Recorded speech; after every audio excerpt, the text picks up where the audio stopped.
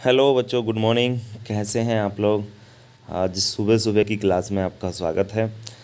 बच्चों, आज की क्लास शुरू करने से पहले मैं आपको बताना चाहता हूँ, बच्चे तो कह रहे होंगे कि सर रोज़ एलिमेंट ऑफ साइंस की वीडियो डाल रहे हैं, आपने कल भी कृषि विज्ञान एवं गणित की मूल तत्व की वीडियो डाली, आज भी भाई। तो ये चैप्टर आज 16वां चैप्टर है, जो कि लास्ट चैप्टर है बच्चों। कैसा चैप्टर है? लास्ट। लास्ट बोलो कैसे? मतलब 80% सिलेबस आज आपका कंप्लीट हो जाएगा। अब इसके बाद अर्धवार्षिक परीक्षा की आपकी तैयारी आज कंप्लीट हो जाएगी एलिमेंट ऑफ साइंस की। बाकी अब पशुपालन का और फसल उत्पादन, ये दोनों की वीडियो स्टार्ट हो जाएंगी आज से। तो आप एलिमेंट ऑफ साइंस को लेकर टेंशन ना लें, बाकी आज टेंशन आपका ख़त्म हो जाएगा, ठीक है ना। 16 चैप्टर तक अर्धवार्षिक परीक्षा में पूछा जाना है, तो 16 चैप्टर आज मैंने कंप्लीट आपको करा दिए, ठीक है ना। चलिए, तो बच्चों शुरुआत करने से पहले मैं आपको बताना चाहता हूँ, ये चैप्टर कृषि विज्ञान गणित के मूल तत्व चैप्टर नंबर 16 है, जिसका नाम है क्षेत्रविधि या मेंसुरेशन इसको बोलते हैं। और न्यू ब्लूप्रिंट 2022-23 के आधार पर यह चैप्टर आपके एग्जाम में 3 नंबर का पूछा जाना है। तो 3 नंबर की ही ओटी हैं बच्चों। सबसे अच्छी बात यह है कि 3 ही ओटी इस चैप्टर से पूछे जा रहे हैं, तो अच्छे ओटी हैं, कंप्लीट ओटी हम आपको कराएंगे, इससे बाहर नहीं जाएगा। बस आप कंप्लीटली वीडियो को देखिएगा, जिससे आपके जो है 3 नंबर पक्के हो जाएँ, ठीक है ना बच्चों। तो बाकी आप अच्छी प्रकार से तैयारी कर ही रहे होंगे। 12th की अर्धवार्षिक परीक्षा आपकी गवर्नमेंट वाले बच्चों की है, हो सकता है प्राइवेट वाले बच्चे भी अपनी अर्धवार्षिक परीक्षा की तैयारी कर रहे हो, उनकी भी हो रही हो, है ना। प्राइवेट स्कूल में जो पढ़ते हैं मैं उनकी बात कर रहा हूँ, ठीक है ना। और आपको पता तो चल ही गया है कि बोर्ड की परीक्षाएं आपकी मार्च में हैं, 2 मार्च से स्टार्ट हैं। तो तैयारी आपको बेहतर करना है, एकदम बेहतर करना है तैयारी, कहीं भी कोई आपका फॉल्ट नहीं होना चाहिए। आपने जो सोच रखा है जितना % आपको बनाना ही है। बाकी आप चिंता ना करें, हम आपके साथ हैं और तैयारी में एकदम लगे रहिएगा, ठीक है। चलिए, तो ज़्यादा समय ख़राब ना करते इस वीडियो की हम लोग शुरुआत कर लेते हैं। तो बच्चों ये रहा आपका, सबसे पहले हम बात करते हैं बच्चों त्रिभुज। त्रिभुज का क्षेत्रफल बराबर जो सूत्र होता है 1/2 आधार इंटू ऊंचाई। ध्यान रखें बच्चों, त्रिभुज का क्षेत्रफल का फॉर्मूला क्या होता है? 1/2 आधार इंटू ऊंचाई। दूसरा है समकोण त्रिभुज का क्षेत्रफल। समकोण त्रिभुज का क्षेत्रफल बराबर क्या होता है? 1/2 आधार इंटू लंबाई या लंब। ध्यान रखें, थोड़ा सा अंतर आता है, लंबाई इधर आ जाती है और त्रिभुज के क्षेत्रफल में क्या था? सिर्फ ऊंचाई। तो ये थोड़ा सा जो डिफरेंस है ना, उसको ज़रूर आप लोग याद रखना कि आधार इंटू लंबाई होता है कि आधार इंटू ऊंचाई होता है। त्रिभुज का क्षेत्रफल आधार इंटू ऊंचाई, समकोण त्रिभुज का क्षेत्रफल आधार इंटू लंबाई, ठीक है ना, ये ध्यान रखना है।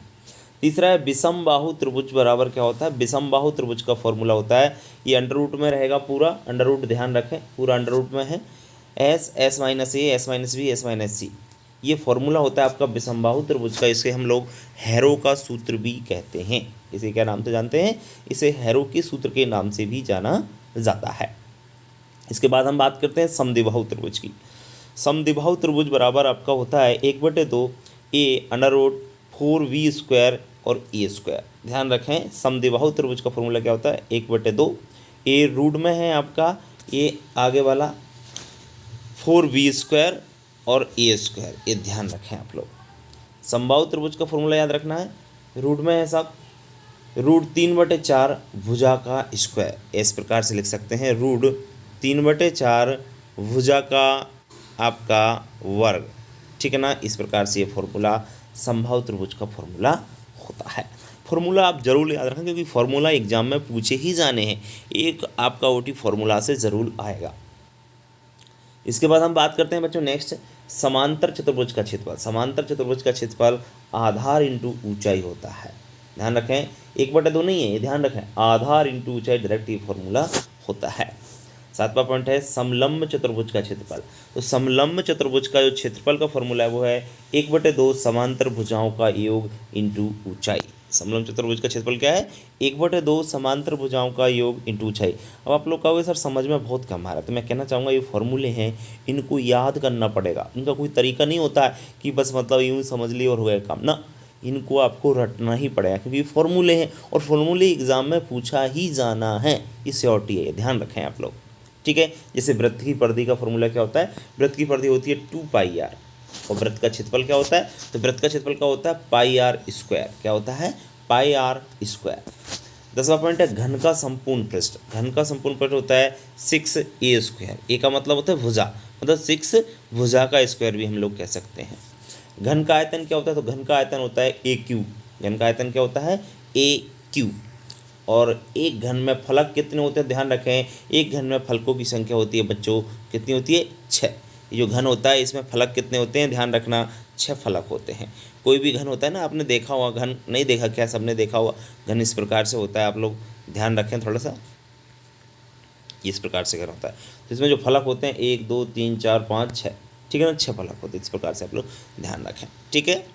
आगे हम बात करते हैं एक घन में कोर कितने होते हैं। तो एक घन में कोरों की संख्या होती है 12। कितनी होती है, 12। कोर समझते हैं कि नहीं समझते, अभी बताया था कि नहीं बताया, मैंने अभी तो बताया जस्ट आपको।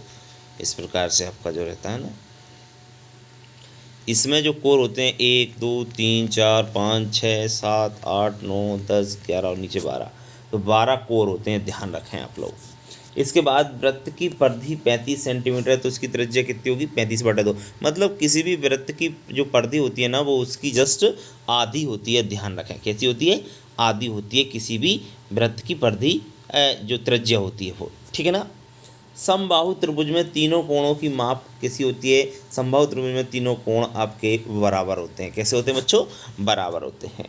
घन का आयतन क्या होता है, तो घन का आयतन भुजा का क्यू, मैं आपको एक बार और बता चुका हूँ, घन का आयतन AQ या भुजा का क्यू होता है, ठीक है। बढ़ते हैं आगे नेक्स्ट 17वें पॉइंट की ओर।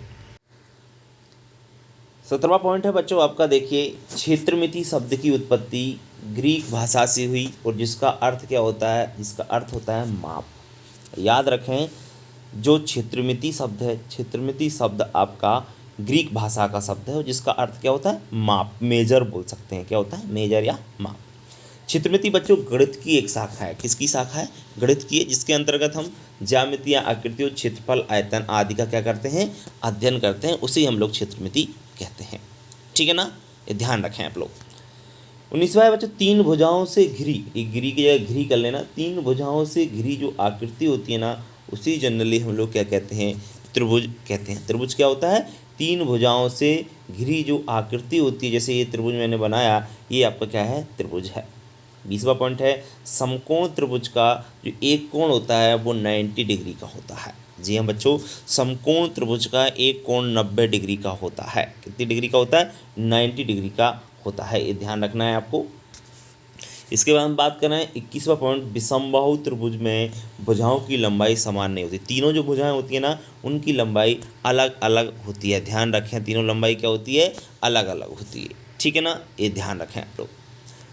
22वां पॉइंट है बच्चों, समबाहु त्रिभुज में भुजाओं की लंबाई बराबर होती है तथा प्रत्येक कोण 60 डिग्री का होता है। कितनी डिग्री का होता है, 60 डिग्री। क्यों, अब आपको 60 मतलब कितने हो गए, 180, क्योंकि त्रिभुज के तीनों कोणों का योग कितना होता है, 180 डिग्री। याद रखें आप लोग, त्रिभुज के जो तीनों कोण होते हैं उनका जो योग का मान होता है कितना होता है, 180 डिग्री। ये आपको अच्छी प्रकार से याद होना चाहिए। इसलिए जो समबाहु त्रिभुज, जब तीनों भुजाएं उसकी बराबर हैं, लंबाई बराबर है तीनों भुजाओं की, तो प्रत्येक कोण कितनी डिग्री का होगा, 60 डिग्री का, 60 डिग्री का आपका प्रत्येक कोण होगा।